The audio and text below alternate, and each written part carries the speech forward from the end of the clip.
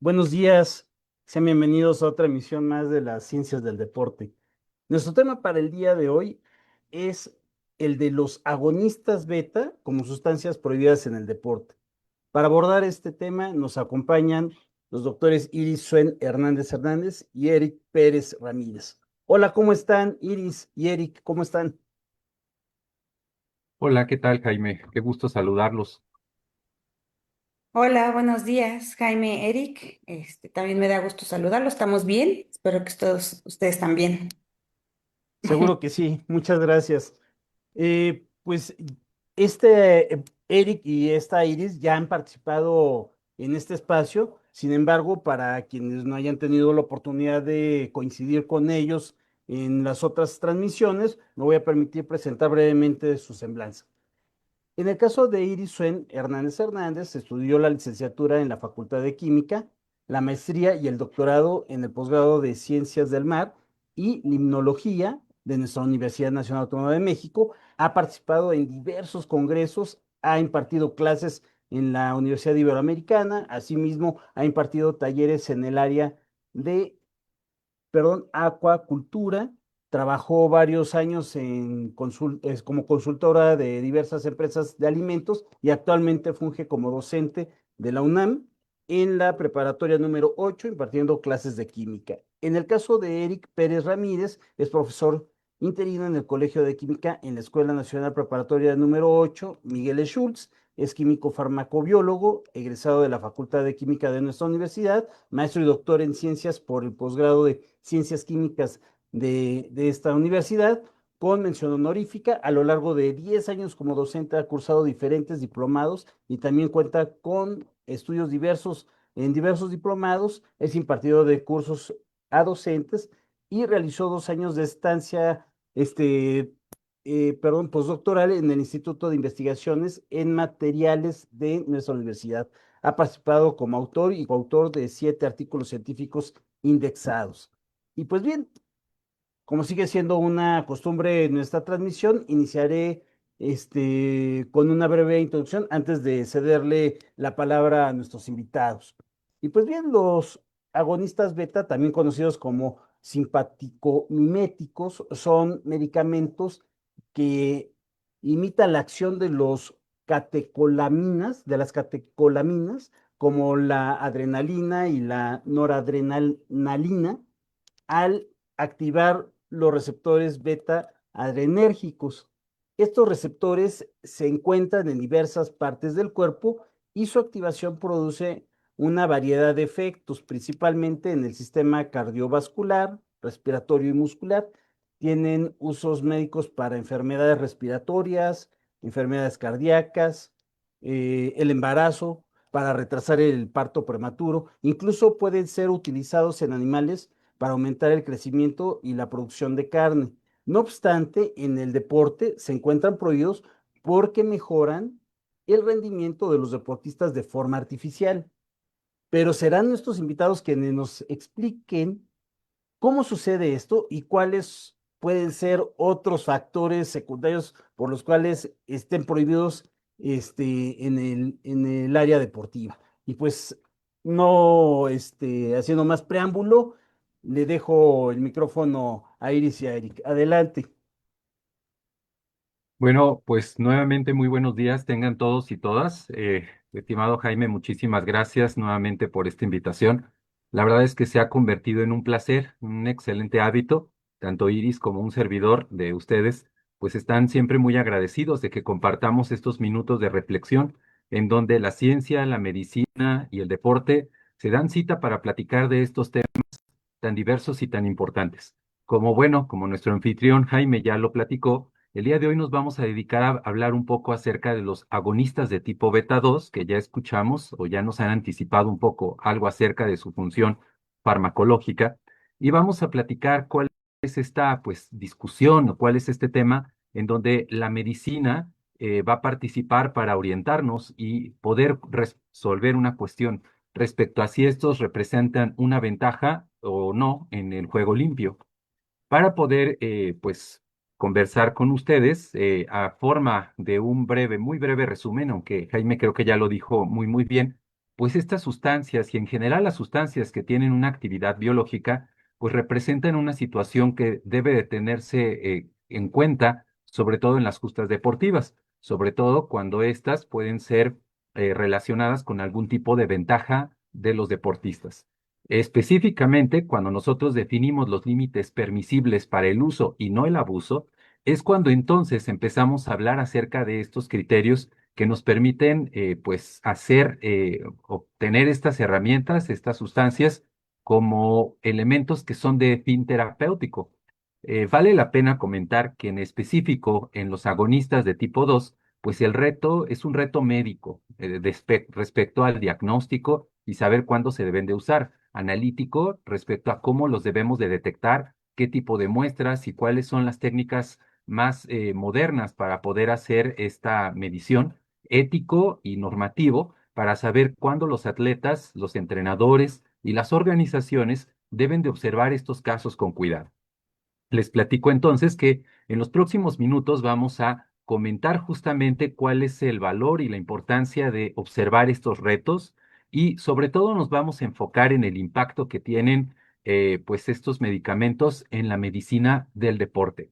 Para ello hemos preparado una presentación en donde vamos a dialogar un poquito acerca de este fundamento, acerca de los agonistas de tipo beta 2, cuál es el impacto deportivo con algunos ejemplos que han ocurrido en la historia del deporte y también vamos a platicar un poco del enfoque ético y normativo. Así que platiquemos un poco entonces de estas sustancias. Creo que lo primero que nos conviene a todos es estar en sintonía con algunos conceptos que nos van a ayudar a iniciar nuestra conversación.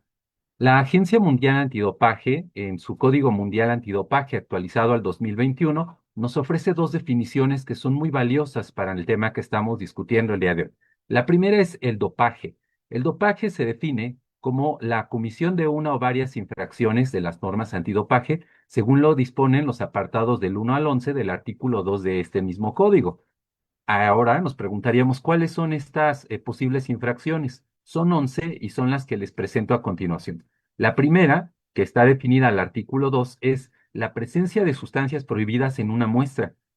A continuación, el uso o intento de uso de estas sustancias, la evasión del control, el fallo en la localización del atleta, la manipulación del proceso, la posesión de sustancias prohibidas, el tráfico o intento de tráfico de estas sustancias, la administración a otros atletas, la complicidad en actos de dopaje, asociaciones prohibidas y actos para desalentar la denuncia o el encubrimiento. Este es nuestro contexto regulatorio con el que vamos a empezar a charlar.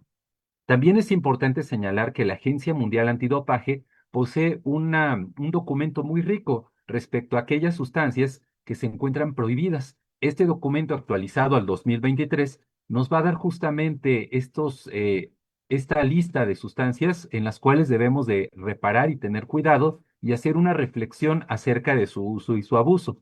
De este documento vamos a rescatar sobre todo tres definiciones. La primera es cuando está prohibido en competición. Cuando alguna sustancia se encuentra en este rango o tiene esta clasificación, nosotros señalamos que el periodo en el cual comienza el justo o la justa deportiva, pues hace justamente un alto o un paréntesis para tener cuidado de su administración. Particularmente cuando una sustancia es de este tipo, se debe de cuidar su administración media noche antes de que empiece la justa deportiva. Esto es importante porque se debe de mantener esta ausencia del medicamento durante la competencia e incluso hasta la recolección de la muestra. Cuando el medicamento se encuentra en un estado de prohibido siempre, esto significa que la sustancia o el método que está prohibido, pues no puede estar ni durante ni fuera de la competición, y esto lo define el código. Finalmente, vamos a distinguir a estas sustancias de las sustancias de abuso según el artículo 4.2.3 del mismo código, en donde se especifica que hay sustancias que ni pueden estar dentro ni fuera de la justa deportiva y que en muchas ocasiones también corresponden a un uso que no es adecuado o no es permitido social. Entonces, vamos a encontrar sustancias de abuso como son la cocaína, la diamorfina, es decir, la heroína, y la metilendoximetanfetamina, MDMA, es decir, el éxtasis. y los derivados del tetrohidrocannabinol. Estas son sustancias de corte prohibido y están totalmente definidas por este listado de prohibiciones de la AMA. Ahora, justamente en el apartado S3, nosotros vamos a observar que tenemos una fracción que está dedicada a los agonistas beta de tipo 2. Entonces, estas sustancias es importante señalar que se debe de cuidar su uso, sobre todo si se piensa que es un uso terapéutico, y el listado es muy claro, porque se incluyen diferentes sustancias de este grupo que pueden ser no selectivas y en donde se incluyen todos los isómeros ópticos de estas sustancias. Por mencionar algunas de estas que están contenidas en el listado de prohibiciones, tenemos el arformoterol, el fenoterol, formoterol, igenamina, indacatecol, levosalbutamol, olodaterol, procaterol, reproterol, salbutamol, salmeterol, terbutalina, tretoquinol, tuloputerol y bilanterol. Es importante señalar que dentro de esta lista también ya se empiezan a generar algunos contextos en los cuales puede ser que por el uso terapéutico haya ciertas excepciones. Es el caso, por ejemplo, del salbutamol, que al administrarse por inhalación se puede consumir en dosis máximas de 1.600 microgramos cada 24 horas, en dosis divididas que no exceden los 600 microgramos a lo largo de 8 horas, empezando con cualquier dosis. Lo mismo el formoterol por inhalación a dosis máximas liberadas de 54 microgramos por cada 24 horas. El salmeterol por inhalación a dosis máximas de 200 microgramos cada 24 horas y el bilanterol por una inhalación a dosis máxima de 24 microgramos cada 24 horas. Bueno, esta es la parte justamente en donde estamos hablando del contexto de una reglamentación de la AMA. Ahora, profundicemos un poquito más acerca de estas sustancias. Hablemos acerca de por qué se usan estas sustancias o por qué tendríamos que tener cuidado acerca de su uso. Como les presento en la siguiente imagen, en general hay algunos beneficios que reporta el uso de los agonistas beta de tipo 2. Estas sustancias están sobre todo vinculadas con el alivio de algunos síntomas en algunos padecimientos respiratorios, siendo los dos más importantes el asma y la enfermedad pulmonar obstructiva crónica, el EPOC. Estas sustancias son importantes porque permiten aliviar los síntomas del asma y entonces previenen algunas situaciones que las personas podrían desarrollar durante las actividades físicas. También es cierto que previenen los episodios de asma y en algunos casos se ha reportado que también mejoran el rendimiento pulmonar. Es importante señalar que estos agonistas de tipo beta 2 van a tener un mecanismo en un receptor que lleva el mismo nombre. El efecto fisiológico lo podemos categorizar como una broncodilatación, ya que permite la relajación de los músculos de los pulmones, dilatando las vías respiratorias. Algunos ejemplos, como ya lo comenté, son el salbutamol, el formoterol, salmeterol, terbutanina y bilanterol. Ahora, platiquemos un poquito más acerca del contexto químico y fisiológico. Con este fin, les presento esto, que es la figura 3, en donde he colocado la estructura química de tres fármacos de este grupo, que son el salbutamol, salmeterol y terbutalina. Fíjense que es muy bonito, es muy apasionante es observar cómo se han desarrollado estas moléculas, porque si lo vemos desde el punto de vista químico, en general vamos a encontrar algunas coincidencias y se conservan algunas cuestiones relacionadas con su estructura química. Por ejemplo, en estas tres moléculas que les presento, vamos a observar que tenemos un anillo de benceno y este se encuentra sustituido por grupos hidroxi, que se encuentran separados a una distancia que se muestra como muy conservada o definida. Algo muy interesante de estas estructuras, esta disposición que tenemos nosotros del benceno y de los grupos hidroxi, es que nos recuerdan a un grupo funcional llamado catecoles, que es justamente la base para algunas moléculas que se encuentran en el organismo, como son la adrenalina y la noradrenalina. Después vamos a encontrar que de este ciclo de 6 miembros se desprende generalmente una cadena larga. Esa cadena larga a continuación, en una posición llamada beta, nos va a mostrar siempre un grupo OH.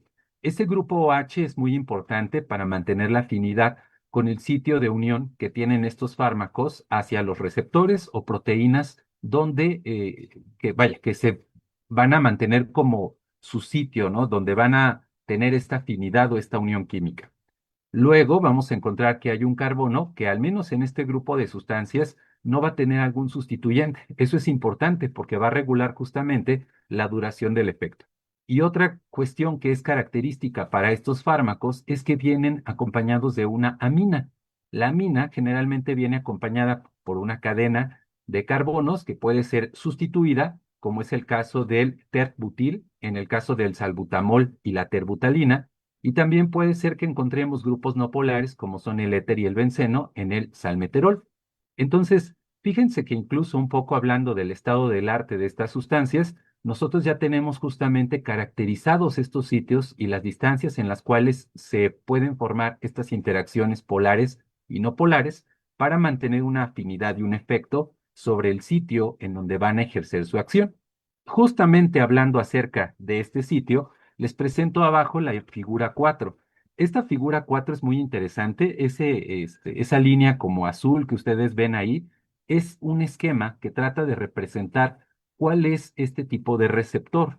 Fíjense que estos fármacos que nosotros tenemos, los beta 2, van a ser sobre todo sustancias que van a tener afinidad por un grupo de proteínas llamadas los adrenoreceptores.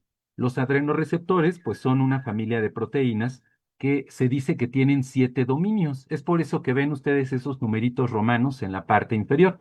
Estas proteínas se llaman proteínas transmembranales porque como podemos ver, están cruzando una y otra vez estas líneas punteadas en rojo que representan la membrana plasmática de una célula. Entonces, vamos a observar que los 7 dominios son 7 regiones de aminoácidos que logran cruzar justamente esta membrana plasmática.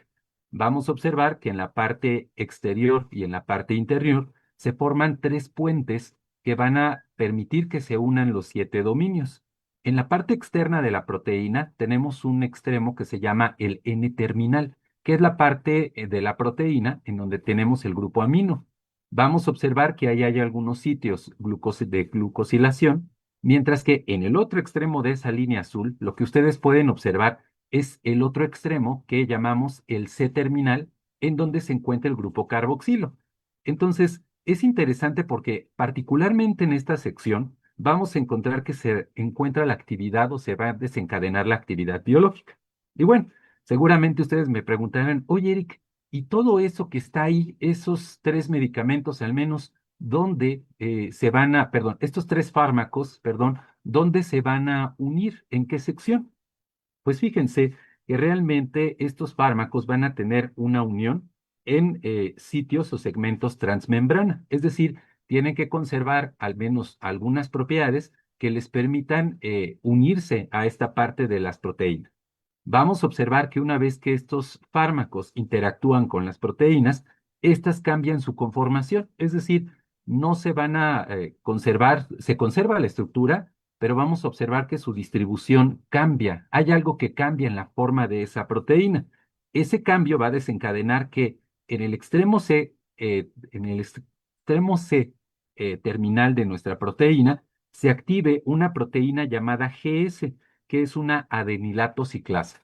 Esta sustancia, pues nos va a permitir la liberación del AMPC cíclico, una sustancia que nos ayudará a mantener el efecto de broncodilatación. Esto es súper interesante y muy apasionante porque les cuento que además de los receptores de tipo beta, también tenemos otro tipo de receptores en los tejidos, como son los receptores de tipo alfa y los receptores de tipo D.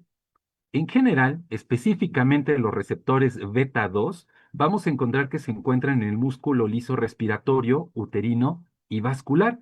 En estos sitios vamos a observar que promueven la relajación del músculo liso, pero también estos receptores los vamos a encontrar en el músculo estriado, en donde van a promover la recaptación de potasio, y en el hígado humano, en donde vamos a observar que activan la glucogenólisis. Es por eso que el consumo de estas sustancias puede llegar a tener algunos efectos secundarios que pueden ser considerados adversos cuando nosotros tenemos algún problema o pueden llegar a ser considerados efectos no esperados, de lo cual Iris les va a platicar en un par de minutos más.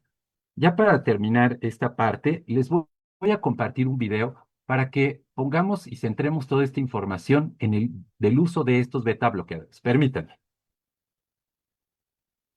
En el proceso respiratorio normal, el aire ingresa por la nariz y pasa por la tráquea hasta llegar a las vías aéreas más pequeñas, denominadas bronquios. En algunos casos, el músculo liso que recubre los bronquios se contrae y los niveles de secreción mucosa pueden aumentar. Esto dificulta la respiración. En general, esta afección se trata con medicamentos denominados broncodilatadores. Los tipos más comunes de broncodilatadores son los anticolinérgicos y los agonistas beta 2. Estos medicamentos se inhalan y así se desplazan a través de las vías respiratorias y se unen a las células del músculo liso bronquial. En consecuencia, el músculo se relaja y disminuyen los niveles de secreción mucosa, lo que favorece la respiración. Muy bien, como acabamos de ver, pues este mecanismo de acción de los beta bloqueadores, pues, perdón, de los agonistas beta, es sumamente importante e interesante. Bueno, ahora le voy a ceder la palabra a mi compañera Iris, quien nos va a platicar justamente de los aspectos relacionados al deporte y un poco acerca de la ética y la normatividad de estas sustancias. Estimada Iris, adelante. Muchas gracias, Eric. Así es. Bueno, como les decía, ahora yo les voy a platicar un poquito acerca del impacto deportivo. Y bueno, creo que de toda la explicación que nos dio Eric y lo que llevamos entendido hasta ahora, todo el mundo nos preguntaríamos entonces si el uso de estos compuestos o de estas sustancias realmente pudieran representar una ventaja en la cuestión de competición, porque obviamente estamos enfocados en el deporte y en competición. Y bueno, la respuesta es que sí, sí pueden generar ventaja o bueno, unas posibles ventajas controvertidas en el rendimiento.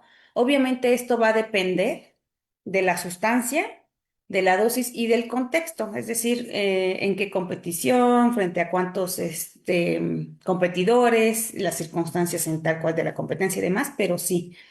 A continuación voy a mencionar los tres principales posibles efectos benéficos o ventajas que pudiera representar el uso de estos compuestos. Uno de ellos es el que mejora la capacidad respiratoria.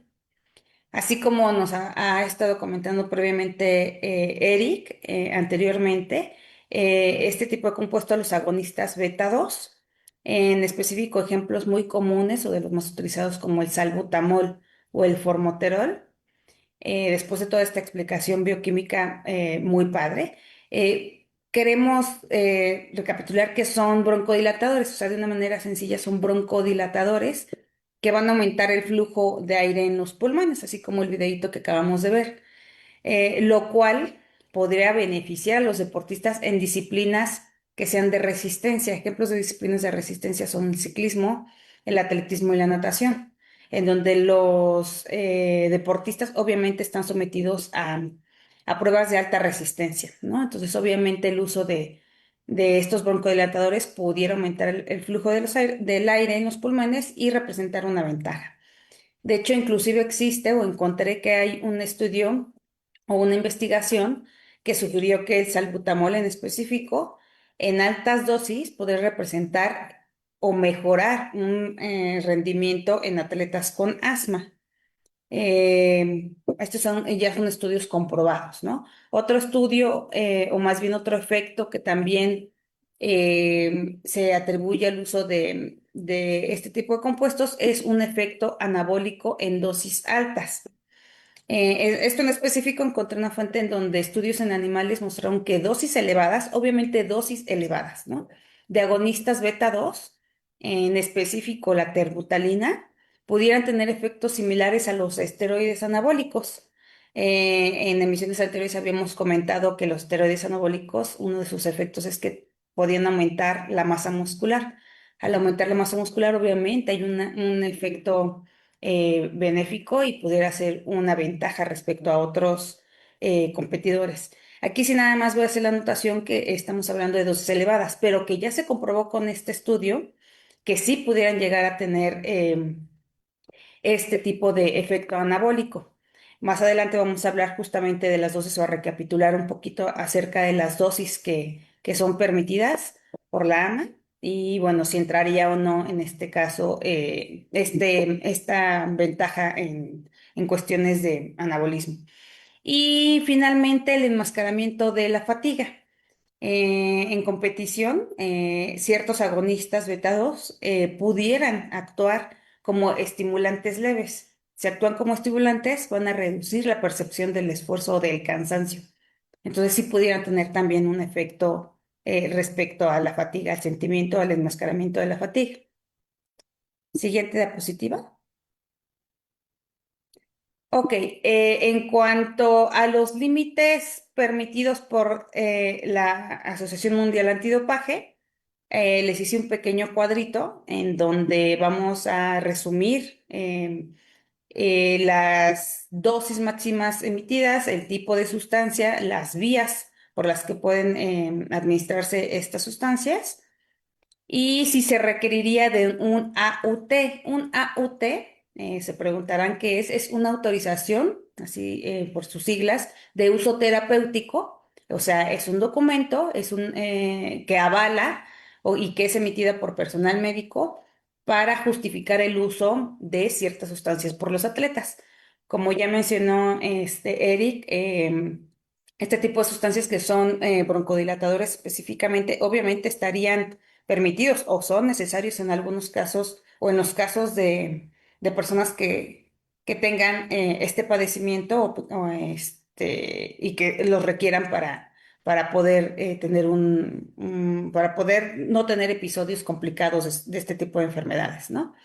Ahí pongo una imagen de cómo está reflejado en este documento de la AMA, en los tipos de sustancias prohibidas, cómo están representados y, bueno, en específico las excepciones y las dosis máximas permitidas. Regresándonos a la tablita, pongo algunos ejemplos de los más comunes, los voy a mencionar a continuación. Por ejemplo, el salbutamol. Obviamente, aquí hay que recordar que todos este tipo de compuestos son prohibidos en competición, ¿no? Sin embargo, sí hay ciertas excepciones y son las que vamos a estar mencionando con sus dosis máximas permitidas. En el caso del salbutamol, la vía que pudiera estar permitida sería la inhalada. La dosis máxima que pudiera estarse presentando sería por 24 horas de 1.600 microgramos. Y en dado caso que se hiciera una muestra, una dosis máxima permitida por 8 horas sería 600 microgramos. En este caso, requeriría de AUT solo si se excede de estas dosis para justificar justamente el uso o la concentración de representada. En el caso del fulmoterol, en este caso también la vía permitida sería la inhalada. La dosis máxima por 24 horas sería de 54 miligramos y en dado caso por 12 horas de 36 microgramos. Requerirían de AUT solamente si se excediera. En el caso del salmeterol, que es otro compuesto, sería la vía permitida la inhalada. La dosis máxima sería de 200 microgramos por 24 horas, son 24 horas, y no requeriría de AUT. Finalmente, el binalterol sería la vía permitida inhalada, la dosis máxima 25 microgramos por 24 horas y tampoco requeriría de AUT. Otro caso importante y como que de los más comunes o conocidos pudiera ser que el uso de la terbutalina, ese sí está total y absolutamente prohibido en competición, no puede presentarse ni un microgramo. Continuamos, la siguiente diapositiva. Ok, en esta otra diapositiva lo que hice fue tratar de resumirles en dos tablas casos controversiales del uso de estas sustancias en competición, que sería como que tener un ejemplo claro de si se han utilizado o no y en qué casos, ¿no? Y si se ajusta un poco a la teoría. Vamos a ir con la tablita del lado izquierdo, que es la de los casos controversiales a nivel internacional. Les voy a mencionar la sustancia, el atleta, la dosis máxima y la sanción. En este caso, el atleta Chris Froome, un ciclista, en el 2017 se le detectó salbutamol. ¿Cuál fue su caso? En su caso fue que presentó una concentración de 2000 microgramos, cuando en ese tiempo el máximo permisible era de 1000 microgramos. Aquí nada más hay que, bueno, les voy a hacer la anotación de que hay que tener en cuenta que cada año esta lista de sustancias prohibidas por la AMA puede verse modificada. Entonces, obviamente, una dosis que en el 2017 pudo haber sido la máxima, posiblemente pueda cambiar en la actualidad, ¿no? Entonces, al menos en ese tiempo, cuando fue esa dosis máxima, ¿cuál fue la sanción? En su caso fue un poquito controversial porque a falta de evidencias de comprobar si había sido administrado o no por cuestiones médicas, la sanción se archivó por falta de evidencia. Otro caso importante sería el del ciclista Simon Yates, el cual presentó positivo en terbutalina. La sanción en ese tiempo, en el 2016, fue de 4 meses. Aquí hay que recordar que la terbutalina no presentó ahí dosis máxima porque simplemente no puede aparecer, ¿no? O sea, salió positivo y ya con eso ya merita sanción, porque está totalmente prohibido. Un tercer caso sería el del nadador Alec Page. En el 2019 dio positivo a salbutamol. Y bueno, en este caso, este nadador o su equipo médico argumentó que el uso había sido para tratar asma. Sin embargo, cometieron el error que no se declaró, o sea, no tenían su AUT. Y la sanción en este caso fue una suspensión de 6 meses. Ahora vamos con casos a nivel nacional, porque también existen. Uno de ellos es el del beisbolista Juan Pérez, el cual dio positivo a salbutamol. En este caso, el deportista argumentó que su uso había sido para tratar una bronquitis que tenía padeciendo desde hace una semana. Sin embargo, cometieron el error de no haber emitido una UT. La sanción en este caso de este beisbolista fue de 1 año. Esto fue en el 2019. Otro caso importante fue el de la atleta Ana González, la cual dio positivo a terbutalina.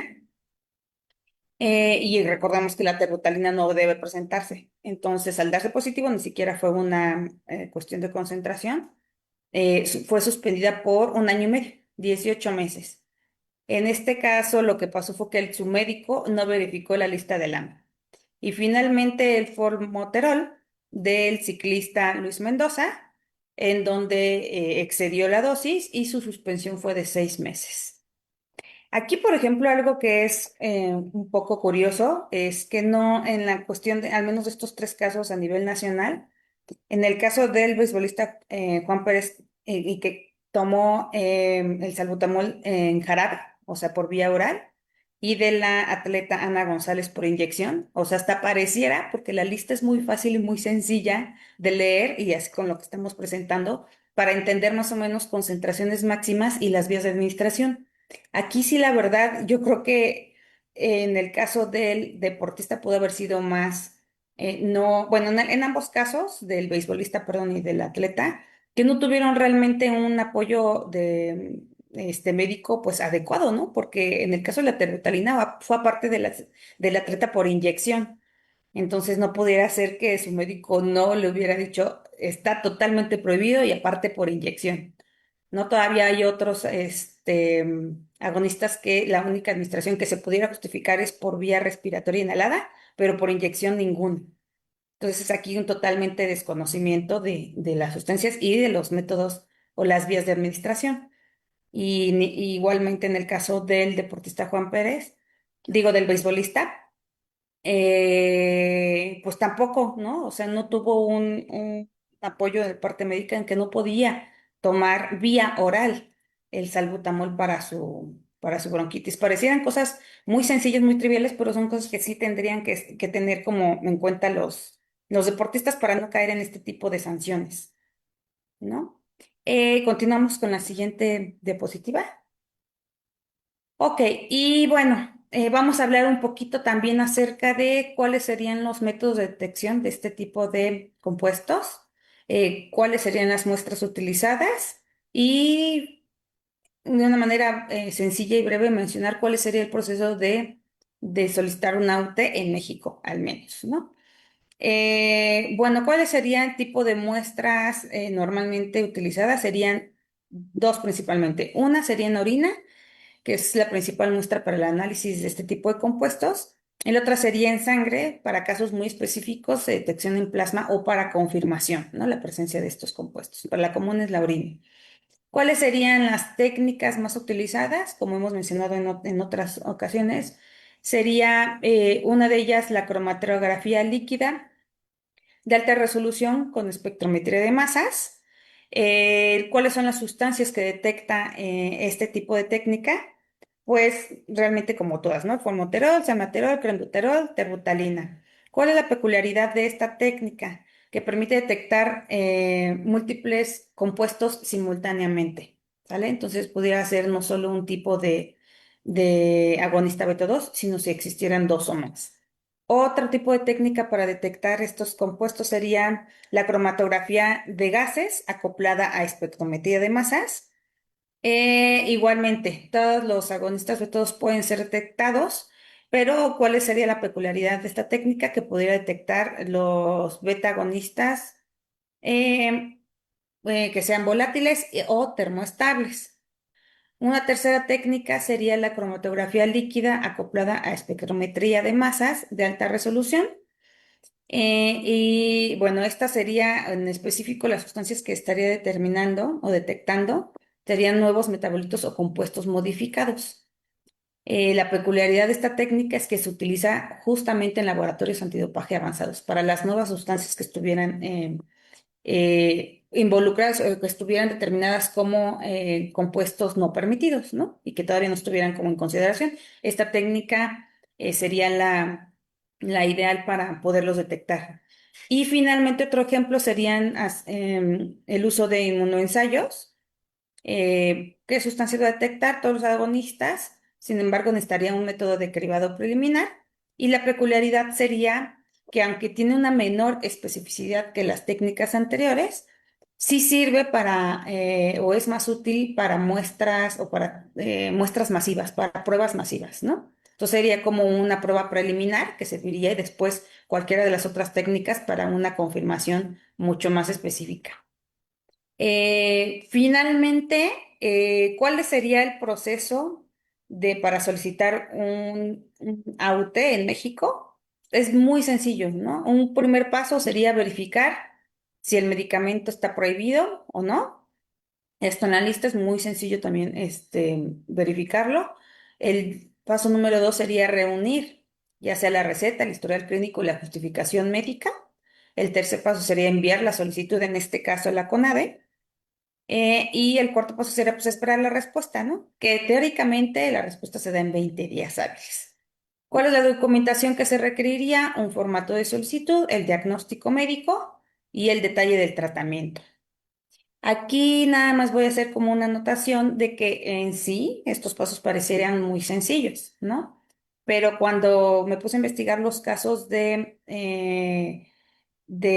dopaje o de los deportistas que dieron positivo a cualquiera de este tipo de compuestos, algunos de ellos, ya sea tanto en casos nacionales como internacionales, argumentaron, o en algunos casos no se les dio sanciones tan altas o tan largas, porque argumentaron que la solicitud de la UTE en sus países no había sido del todo eficiente, o sea, la parte administrativa y de burocracia no había sido pues la adecuada.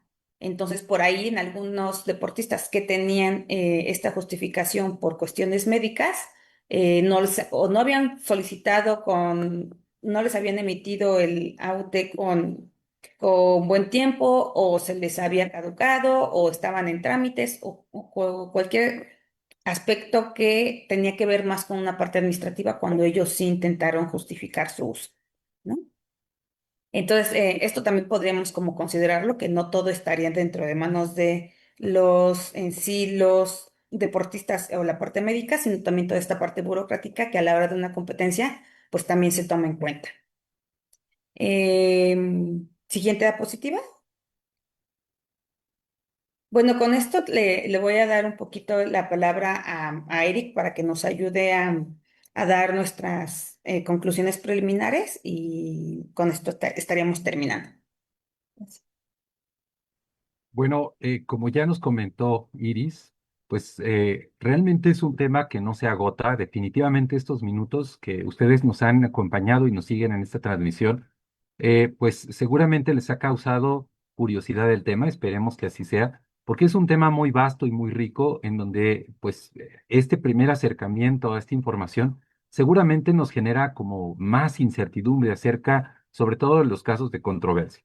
Hagamos rápidamente una recapitulación de los puntos que hemos discutido en los últimos minutos. Pues para empezar, los agonistas beta 2 son este grupo de fármacos que están inscritos dentro del grupo S3 de la lista de prohibiciones de la AMA. Su estado, pues, es siempre prohibido, aunque ya escuchamos a Iris que hay algunas excepciones y hay otros casos donde es un simple y rotundo no, con algunas excepciones, ¿no? Claro, siempre está la cuestión terapéutica. Desde el punto de vista de su desarrollo como medicamentos, son sustancias importantes porque las usamos en el tratamiento para aliviar algunos síntomas de enfermedades como son el asma y EPOC.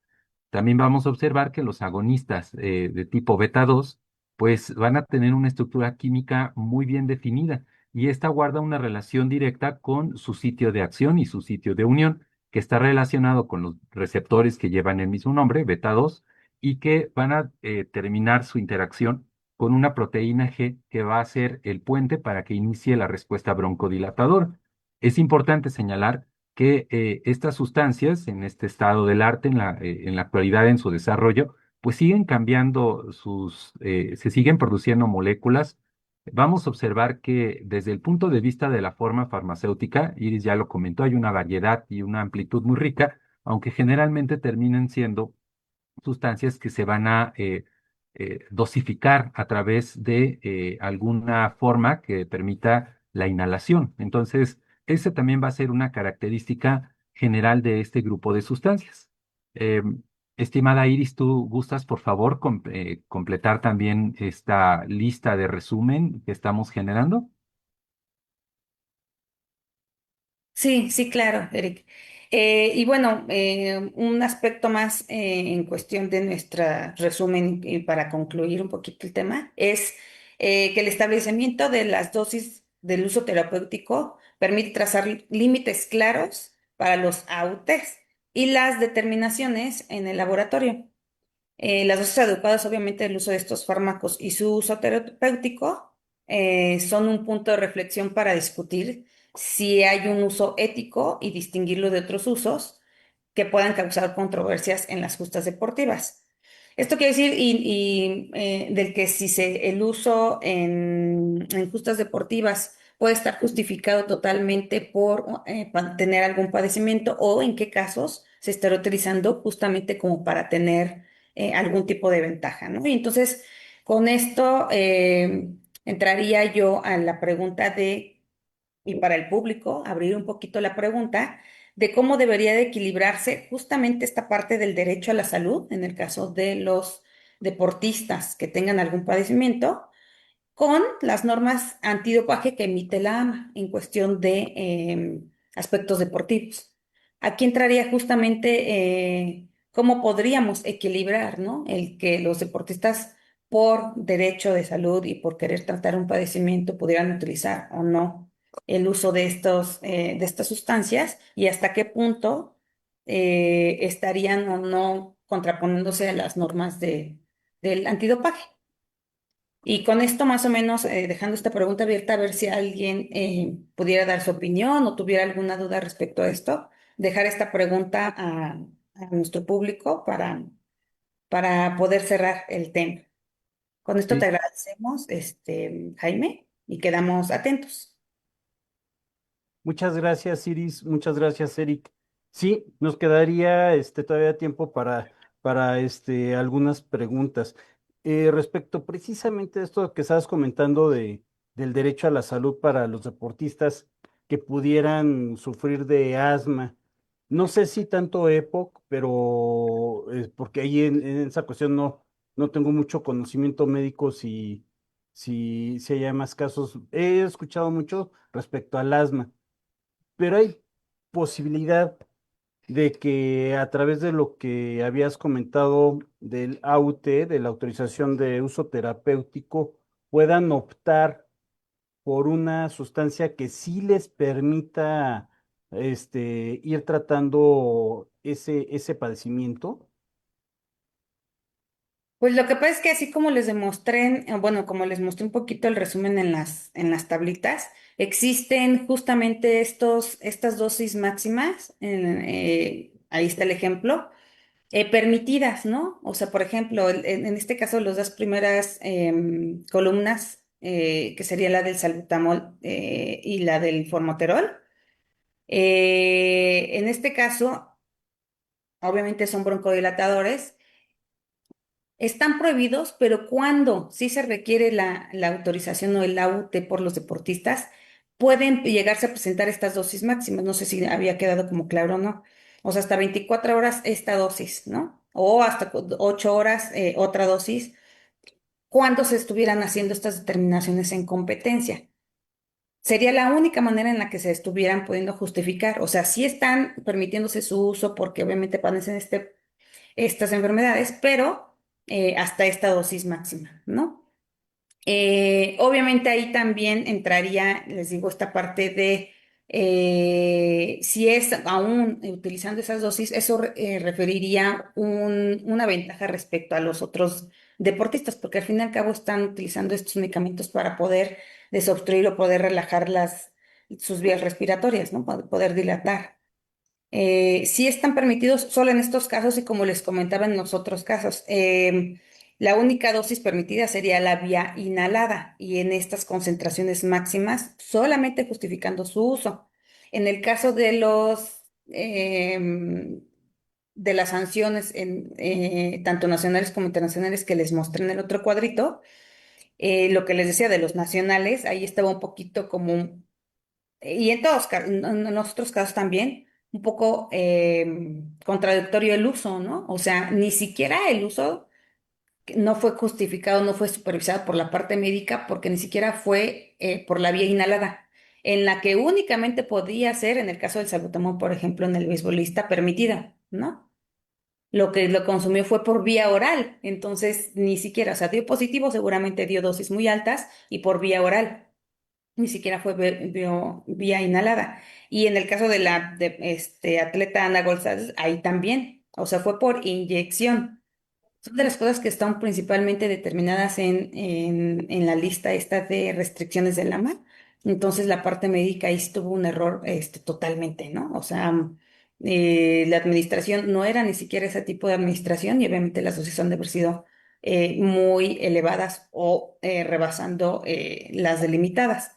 Y las sanciones, pues obviamente lo que perjudica a los deportistas es que se pierden seguramente de mayores competiciones al estar un año o año y medio inactivos, pues obviamente pierden continuidad, ¿no? Y pues, y la parte de reputación y demás. Correcto, muchas gracias, Iris. Y Y Jaime, bueno, sí, no sí, sé sí, si me adelante, Eric. solo para complementar, y sí, yo creo que Iris ya lo dijo muy bien. Nosotros justamente hace pues algún tiempo cuando estábamos organizando el tema, discutíamos ampliamente este punto, ¿no? Porque decíamos, está el derecho a la salud, por un lado, y no, no se le puede negar a ninguna persona, y menos tendría o tiene que negársele a un atleta. En ese sentido, consideramos nosotros que si bien la normatividad es un punto de encuentro y pues es muy clara y hay que seguirla, creo que en muchas ocasiones estas controversias terminan resolviéndose, sobre todo cuando se presenta la evidencia que justifica qué es lo que está ocurriendo. Considerábamos, Iris, como un servidor, que el punto no era tanto, bueno, sí, claro que es la normatividad, pero que previamente, con los antecedentes y las evidencias suficientes, pues se puede llegar a una justa deliberación. Sería un caso muy lamentable que el atleta, por ejemplo, presentara la evidencia en el último momento, es decir, ya justo cuando ha surgido el incidente. Cuando regularmente una persona con un caso de asma, que tú lo comentaste, es lo más común que estaría relacionado con los agonistas beta, pues ya tendría una historia clínico. Y en ese sentido, tanto el médico que le atiende como el entrenador ya están conscientes justamente de esta situación, incluso conocen estos límites. Creo que eso es algo muy importante, que hay que señalar que cuando hay un consumo de estas sustancias es que hay un antecedente y hay evidencia, como una historia clínico, pruebas o análisis clínicas, que dan fe justamente de estas certezas. Ahora, acerca de que esto cause una ventaja por encima de los otros competidores en una justa, pues ese también es un tema de diálogo, ¿no? Y es importante también que existan las evidencias para poder emprender un camino que pues es una discusión muy amplia y larga. En fin, es lo único que quería complementar respecto a lo que Iris ya dijo muy bien, estimado Jaime. Muchas gracias, Eric. Y una última pregunta respecto del tema.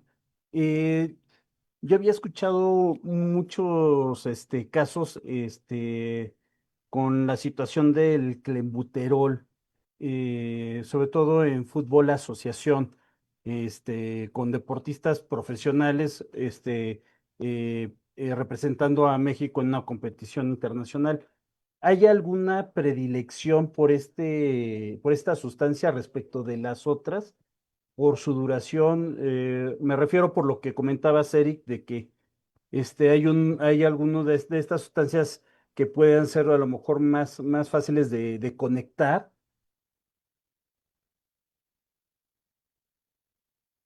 Pues fíjate que justo creo que ese es un punto muy importante el que comentas. Cada fármaco pues va a tener también su propia dosis o tendrá también su propio efecto y su duración. En ese sentido, pues corresponde al médico justamente analizar cuál podría ser la mejor alternativa para poder tener una como terapia como de reemplazo, ¿no? Es decir, si no se puede ocupar el fármaco A, entonces, ¿cuál es la otra opción que tenemos? Y observar si esta en efecto queda en la parte de las excepciones, ¿no? Y creo que eso es algo muy, muy importante, pero creo que también depende de cada uno de los casos que se le presenten al comité que está en turno haciendo el análisis. Porque si nosotros ya sabemos que hay una sustancia que está en esta reglamentación y otra que es definitivamente un contundente no, como ya lo comentó Iris, entonces es trabajo justamente del médico valorar cuáles son las alternativas que le ofrezcan seguridad al atleta, que yo creo que eso es lo más importante. Claro, está la parte de la justa deportiva, pero primero es la salud del atleta, que se pueda conservar y que se le pueda ofrecer este estado en donde él o ella tienen esta certeza de que están participando y que su salud pues será íntegra, va a conservar, no está en una situación de riesgo. Y por otro lado, la cuestión que corresponde justamente a la parte de la competición, ¿no? Que tendrá que valorarse si realmente esto causa o no una parte que está por encima o que limita a la actividad física del atleta. Sin duda es un tema muy amplio y nos gustaría tener estas recetas como para decir, pues cuando no ocurre esto, tiene que ocurrir esto. Particularmente tus amables servidores, Jaime, no tenemos en este momento un ejemplo claro. Quizás, no sé, alguno de los que nos siguen la transmisión nos pueda también ayudar a comentar estos casos dentro del chat de nuestro canal en el que nos están siguiendo y también ilustrar cómo puede ser que lleguen a ocurrir estas cuestiones, estimado Jaime. Claro, muchas gracias, Eric. Pues bien, el tiempo ya se nos vino encima. No me quedaría más que agradecerles su intervención. Iris, ¿tenías algún punto todavía para concluir? Sí, nada más para recordar, no lo mencioné el clenbuterol, pero el clenbuterol está totalmente prohibido. Es un tipo de sustancia, un agonista beta 2, que es muy utilizado clandestinamente. Mm, Está prohibidísimo porque tiene efectos termogénicos, o sea, quema grasa, y porque se le atribuyen también efectos anabólicos, ¿no? O sea, para aumentar masa muscular. Pero ese sí está totalmente prohibido. O sea, de hecho es muy conocido que es prohibido. Es conocido porque clandestinamente lo llegan a utilizar, pero es prohibido. pues, Entonces, estos son los que mencioné, son los que, aunque estén prohibidos, pudieran, solamente utilizando haciendo una solicitud del AUT, claro, pudieran presentarse o no. Ajá. Pero en ese caso sí está totalmente prohibido. prohibido, pero lo usan de manera clandestina, ¿no? A escondida, muy escondidas. Exactamente, así es. También es un, ¿cómo se dice? Un compuesto de este tipo, pero sí está prohibidísimo el clenbuterol. Ujú. Muchas gracias, Iris. Y pues también, Eric, muchas gracias por estar con nosotros. Muchísimas gracias, estimado Jaime. En verdad, somos muy honrados con que ustedes nos inviten, nos permitan pues conducir este grupo de reflexiones que sin duda pues son cuestiones que parecen muy cotidianas o que parecieran muy como muy ya desarrolladas, pero quizás tú y tú lo podrías decir mejor ya desde el punto de vista deportivo, son cuestiones que no alcanzan a resolverse de forma general y que requieren su tiempo, su diálogo y por supuesto el momento de reflexión. Gracias a ti y a todos quienes han seguido esta transmisión. Les estamos muy agradecidos. Gracias. Iris, muchas gracias.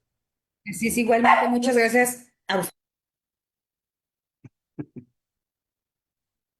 Ahí, los sonidos, ¿cómo se llama? De los espacios, pero no te preocupes, Iris, muchas gracias a quienes nos acompañaron, Diego, Miguel Ángel, muchas gracias por sus intervenciones aquí en el chat. Y pues nos vemos la próxima semana en las ciencias del deporte. Hasta luego.